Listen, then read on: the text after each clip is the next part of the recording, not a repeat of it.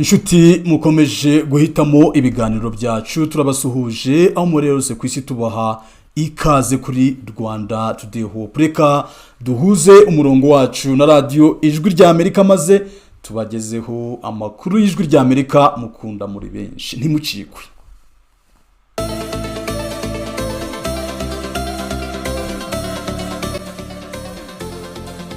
Iyi ni radio Ijwi ry'Amerika ivugira Washington DC mu Kirundi n'Ikinyarwanda. Nongeye kubasuhuza muri kumwe na Venuste Nshimiyimana. Dore ingingo nkuru twabateguriye. Umunyarwanda Dieudonné Ishimwe uzwi nka Prince Kid yatawe muri yombi n'igipolisi cya leta zunze ubumwe za Amerika gishinzwe kugenzura imipaka n'abinjira ku butaka bwayo. Mu Rwanda nyuma y'imyaka 31 jenoside yakorewe abatutsi ibaye, ubuyobozi buvuga ko hakigaragara ibibazo bikomeye by'ingengabitekerezo ya jenoside. Kwa n'undi musore w'imyaka 26 wari inzoka ku mugaragaro, bamaze batise kurya inzoka, aravuga ngo ari inzoka nkuko bazarya abatutsi. Izi mvugo rero twagiye tuzibona.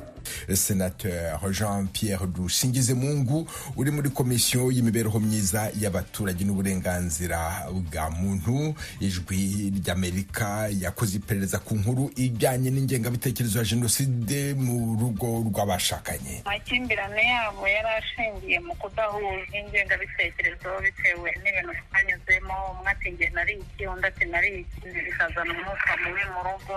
Nta n'ikindi kintu cyabiteye ni kudahuza bishingiye ku moko, bituma basenya burundu.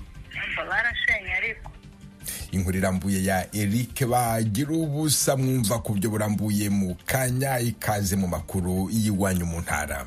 Rero ku makuru avugwa hirya no hino ku isi ndi kumwe na Diane Ninahazwe. Amakuru hirya no hino ku isi tuyahere mu y'umutekano. Muri Syria amaze kurwa mu gushamirana kwadutse mu ndwi heze hagati y'abajeje umutekano muri ico gihugu n'abayoboke ba President Bashar al-Assad yavuye ku butegetsi biciye muri coup d'etat barenze igihumbi. N'ubwa mbere imishamirano muri Syria ihitanye abantu bangana gutyo mu kiringo c'imisi mike. Muri no myaka 14 iheze Syria iri mu mudugararo. Abaranira agateka kazina muntu muri ico gihugu bavuga ko aba igihumbi barimwo abasivile 745 bagandagujwe amasasu y'abarashe n'ibigirankana kandi babegereye. Barimo kandi abajeje gucungera umutekano w'ico gihugu 125, abandi 148 nabitwaje ibirwanisho bashigikiye Bashar al-Assad yavanywe ku butegetsi mu mpera z'umwaka uheze. Ivyo umutekano tubandaniriza ha muri Amerika, aho urwego rujeje gucungera umutekano w'abategetsi batandukanye barimo president kwaraye rutangaje ko rwarashe umuntu rukeka ko ari cihebe. Uwo mugabo yoba akomoka muri leta ya Indiana yarasiwe mu icungararo y'ingoro ya president wa Amerika White House mu bucagucagu bw'ejo kwa Mungu inyuma yo guhangana n'abajeje umutekano. Itangazo ry'urwego rucungera umutekano w'abategetsi ba Amerika rivuga ko igipolisi gikorera mu icungararo ya White House cabwiye abagize urwo rwego ko kibonye umuntu asa n'icihebe. Abagize urwo rwego bariko begereza ahari umuduga wiwe, uwo mugabo yaciye asohora ikirwanisho yari yitwaje atangura kurasa, nabo baramusubiza ariko kumukomeretsa. Igihe kurasana kwaba mu cagucagu bwo kwa Mungu, President wa Amerika Donald Trump siho yari muri leta ya Florida. Ijwi rya Amerika Washington DC mu Kirundi no mu Kinyarwanda. Turacabandanya n'amakuru y'ijya nino ku isi. Turagaruka hanyene muri Amerika aho umushikiranganje ajejwe imigenderanire ya Amerika n'andi makungu Marco Rubio yarayashitse i Jeddah muri Arabia Saudite agiye mu biganiro vyo kuraba ingene intambara y'Uburusiya na Ukraine yohera. Ubushikiranganje bw'imigenderanire ya Amerika n'andi makungu buvuga ko kuwa gatanu w'indwi heze Rubio yakoranye ikiganiro cyo kuri telefone na mugenzi we wo muri Ukraine Andriy Sybiha amubwira ko President Donald Trump yifuza ko intambara iri hagati ya Ukraine n'Uburusiya ihera kandi vyihuse. Muri ico kiganiro Rubio yamubwiye ko impande zose zibwirizwa gufata ingingo zituma haboneka amahoro arama. Umushikiranganje ajejwe imigenderanire ya Amerika muri Arabia Saudite yajanye n'umuhanuzi mukuru mu vy'umutekano wa Amerika Mike Waltz hamwe na Steve Witkoff, intumwa idasanzwe ya President Donald Trump ku bibazo ca Ukraine n'Uburusiya. Witkoff yabwiye amenyesha amakuru ko uru rugendo rugamije ahanini gushiraho ikirangamisi c'intambwe zoshikana ku masezerano y'amahoro n'izoshikana ku gahengwe k'intambara. Perezida wa Ukraine Volodymyr Zelensky n'abategetsi batandukanye b'ico gihugu nabo baza gushika muri Arabia Saudite uno musi kuwa mbere. Abategetsi baherekeje Zelensky barimwo Andriy Yermak ajeje ibikorwa vyose mu biro vyiwe, umushikiranganje wo kwivuna abansi Rustem Umerov n'umukuru w'ibiro vya gisirikare Pavalo Palisa. Inyuma y'urugendo rwa Zelensky, abategetsi bamuherekeje bazoca baguma muri Arabia Saudite kugira ngo bakorane ibiganiro n'intumwa za Amerika zizoba ziri muri ico gihugu. I Vatikano, abaganga b'umwungere wa Ecclesia Katolika Papa Francisco bavuga ko yatoye mitende cane. Itangazo baraye basohoye rivuga ko inyuma y'indwi zirenga zitatu amaze mu bitaro, uwo mukambwe w'imyaka 88 yatoye mitende cane ugereranije n'uko yari amaze imisi ameze, kandi imiti yamuguye neza. Bavuze ko yaraye asinziriye neza, atamucano afise, kandi amaze imisi afise oxygene ikwiye mu maraso.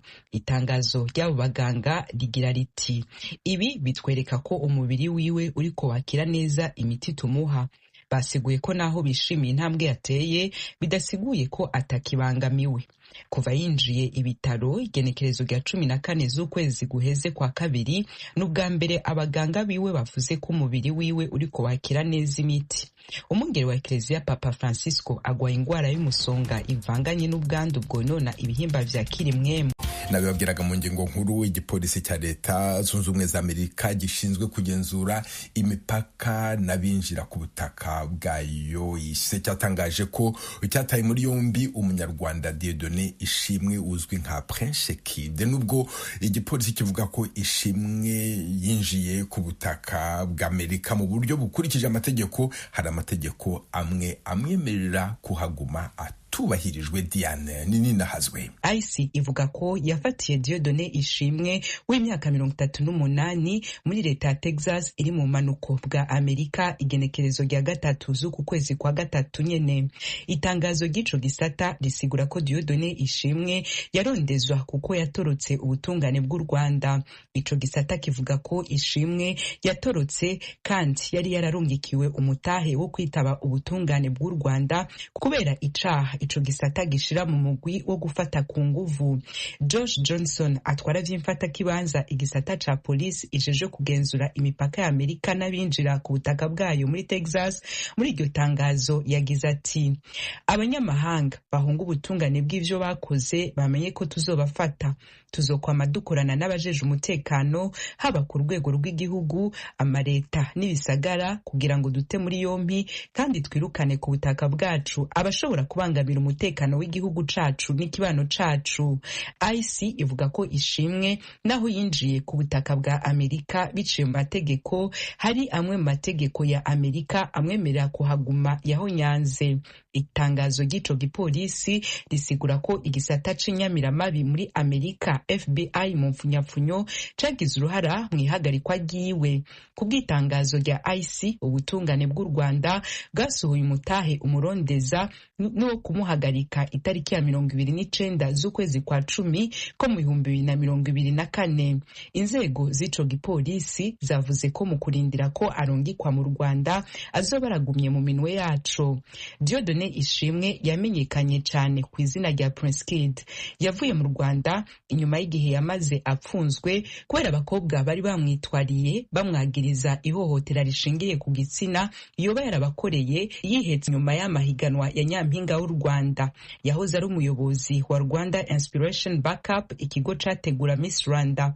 Kuva yafungwa, ayo marushanwa yakurikiranwa n'abatari bake hirya no hino ku isi. Mu rwego rw'imyidagaduro, ubutegetsi bw'u Rwanda bwaciye buyahagarika mu buryo bwise ubw'agategekanyo.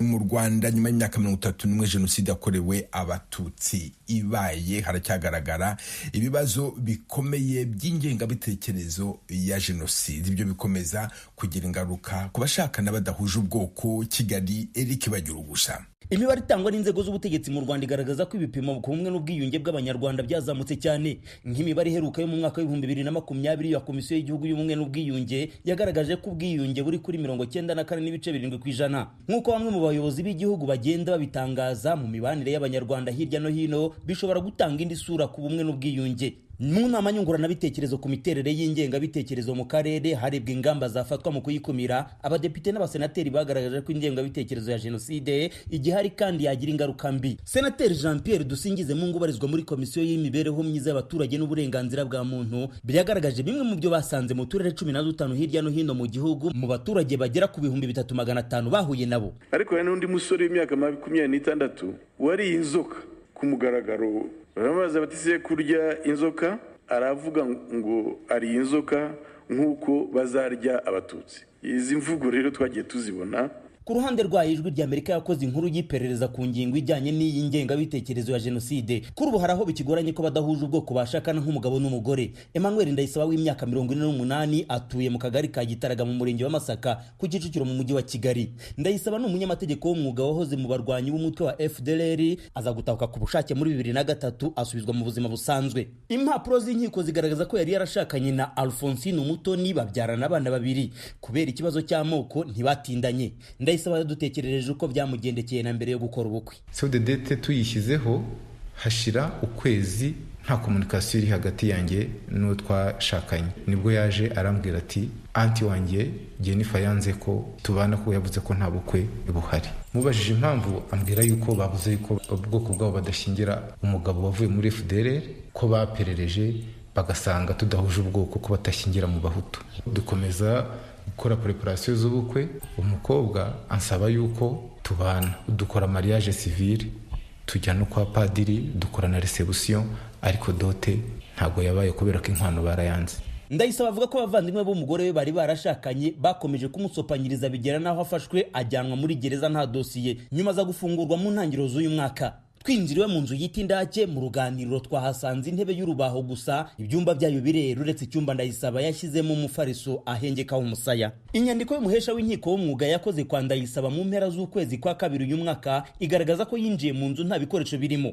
Ijwi ry'Amerika rivugana na Mutwara Sibo Esther Masengesho mu mudugudu wa Gitaraga yaduhamirije ko Ndayisaba yatandukanye n'umugore kubera ikibazo cy'amoko. Wengewe ko najyaga mu rubanza rwabo k'umukozi, ni ukuvuga ngo amakimbirane yabo yari ashingiye mu kudahuza ingengabitekerezo bitewe n'ibintu twanyuzemo. Umwe ati njye nari iki, undi ati nari iki, bikazana umwuka mubi mu rugo.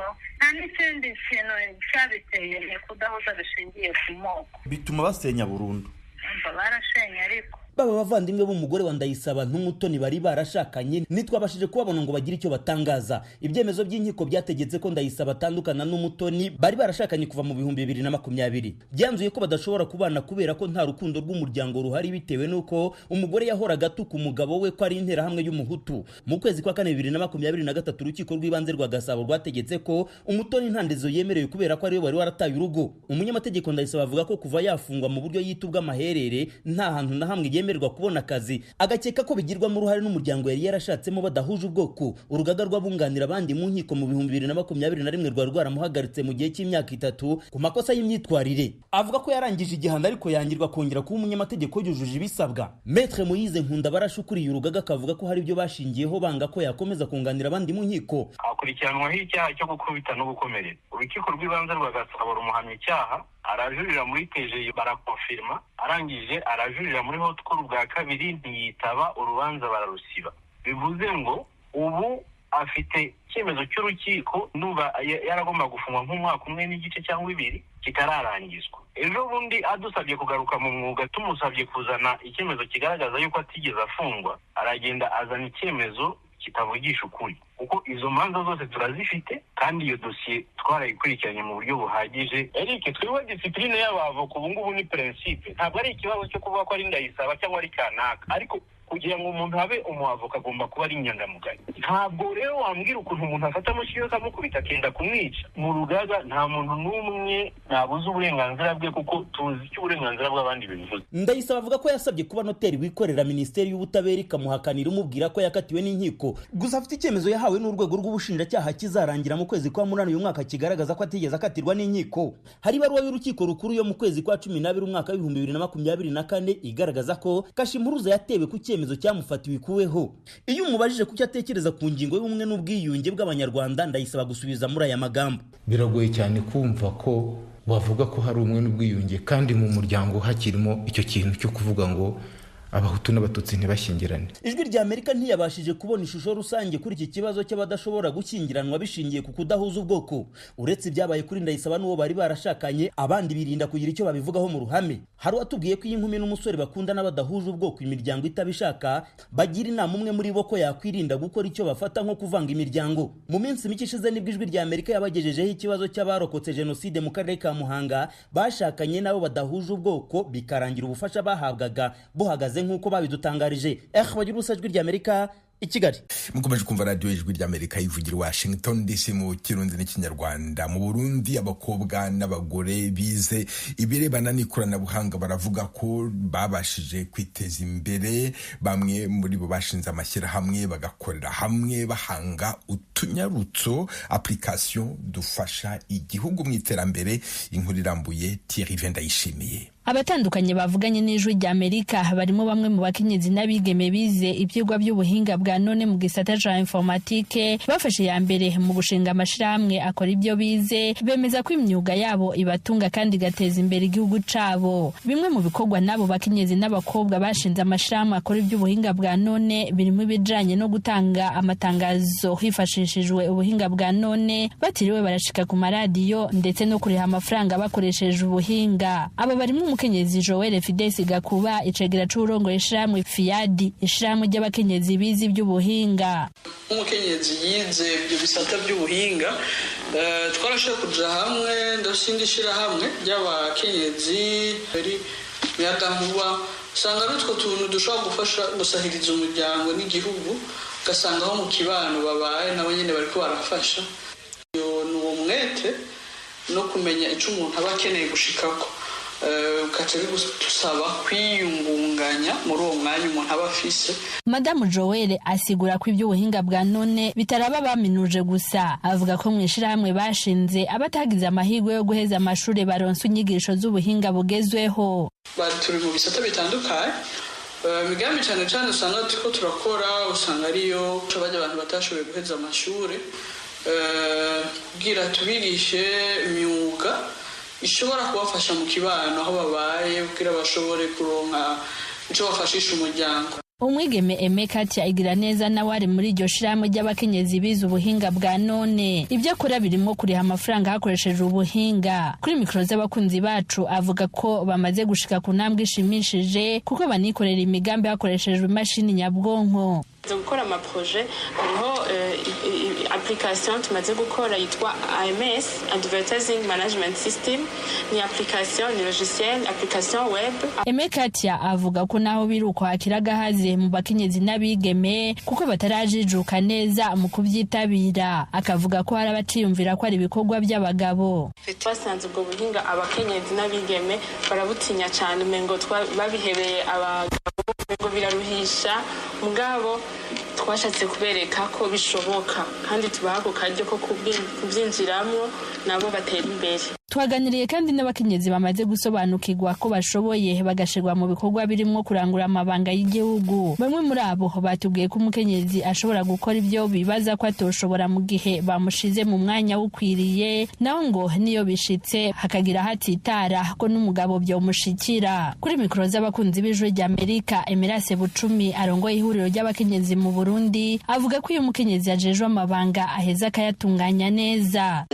Abakenyezi bashoboye bariho kandi baci bavyerekana. Ibyo biremezwa n'umwe mu bakenyezi bajejwe amabanga yo guhagararira abandi, ahavuga ko umukenyezi ashobora gukora ibikorwa byinshi kandi mu gihe kimwe, bityo n'ibindi bitamugora. Mu misi yose aba ariko arakora ibintu bitandukanye.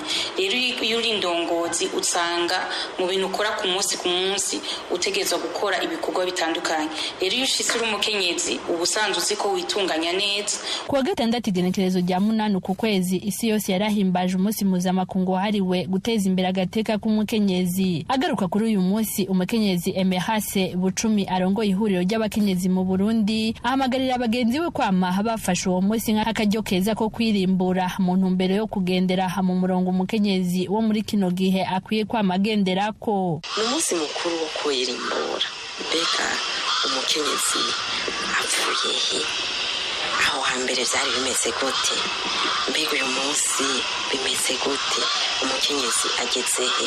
Ibirori byo guhimbaza umunsi wahariwe guteza imbere agateka k'umukenyezi mu Burundi byabereye mu ntara ya Bubanza, byitabiriwe n'abategetsi batandukanye barimo Perezida Evariste Ndayishimiye, umutambukanyi wiwe icegera ca mbere c'umukuru w'igihugu, umushikiranganje wa mbere n'abandi. Abakenyezi bari mu nzego zifata ingingo zirimo n'igisirikare n'igipolisi bakoze defile berekana akanyamuneza bafise mu byo bakora. N'ijambo umukuru w'igihugu c'u Burundi yashikirije yasabye buri wese gushigikira ibikorwa by'iterambere ry'umukenyezi. Ni naco gituma ari ngombwa gushigikira imigambi y'abakenyezi na cane cane mu vyo batishoboreye bonyene kugira ngo uruhara rwabo rwerekeza ku mbona kazoza y'igihugu cacu wibonekeze gusumba. Ndasavye abantu bose bafise ico bafasha mu iterambere ry'umukenyezi ngo bahaguruke bakore tubibone. Ndasaba abagabo bashigikira abakenyezi babo mu bijanye n'iterambere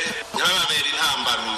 Umunsi mpuzamakungu wahariwe agateka k'umukenyezi mu Burundi wahimbajwe ku civugo kigira kiti umukenyezi ni inkingi y'iterambere, tumushigikire mu migambi igana ku mbona kazoza y'igihugu cifashe mu mwaka wa 2040 giteye imbere mu mwaka wa 2060. Thierry Ndayishimiye, Ijwi ry'Amerika, Kigali.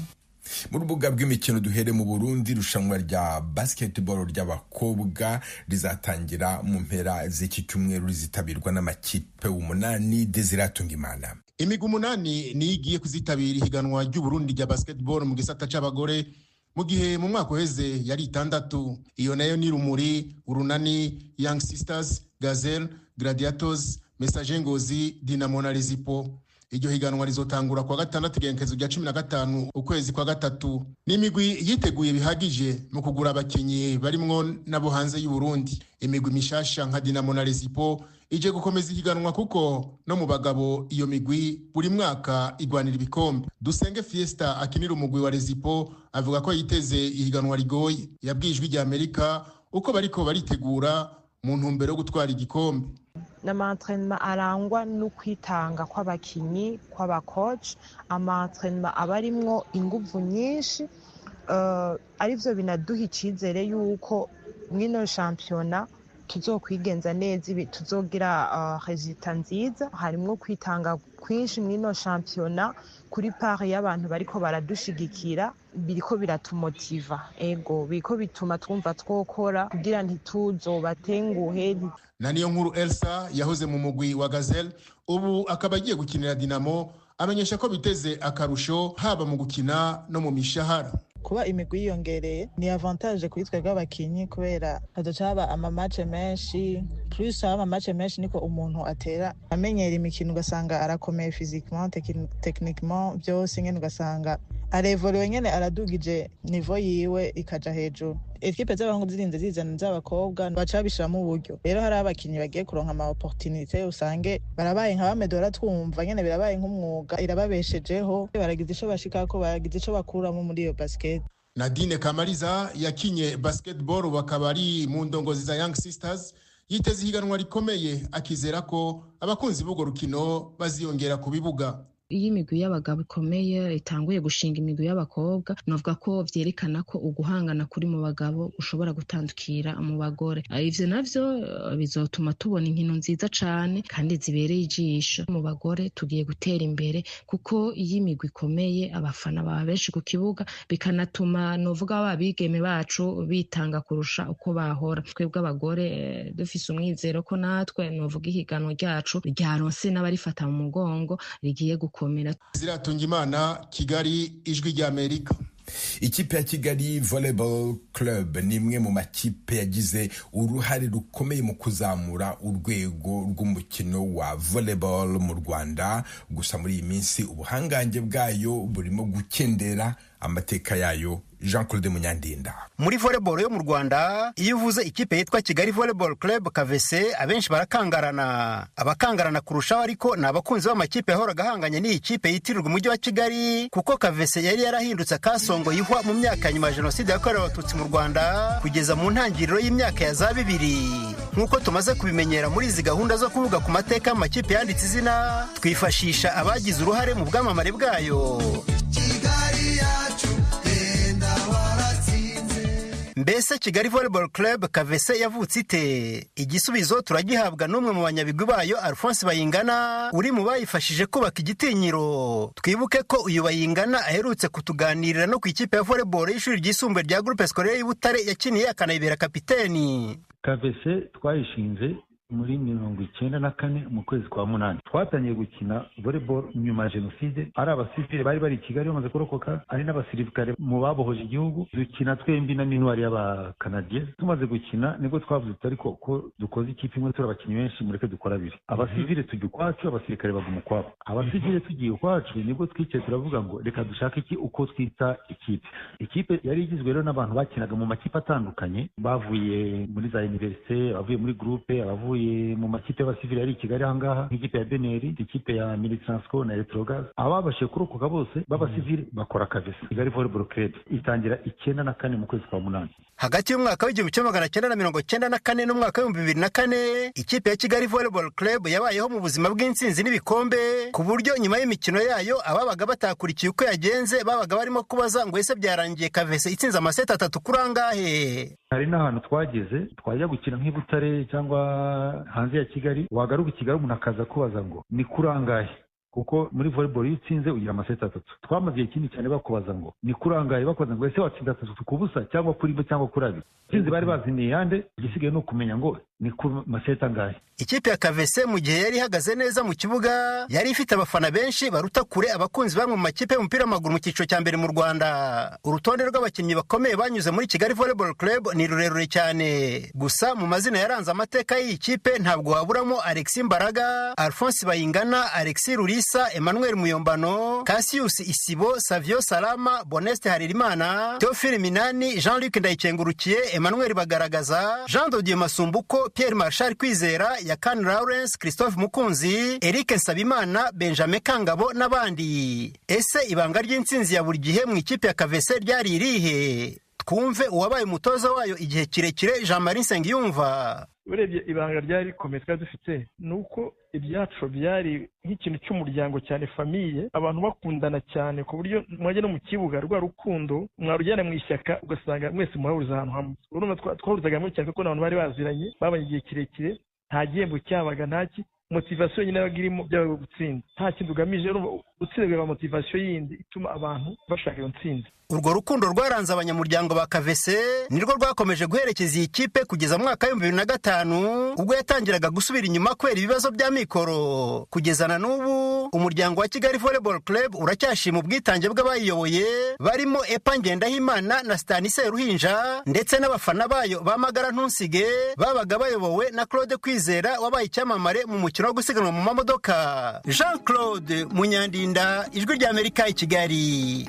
Ni hano dusoreje aya makuru y'iwanyu mu ntara, mwakoze kudutega amatwi.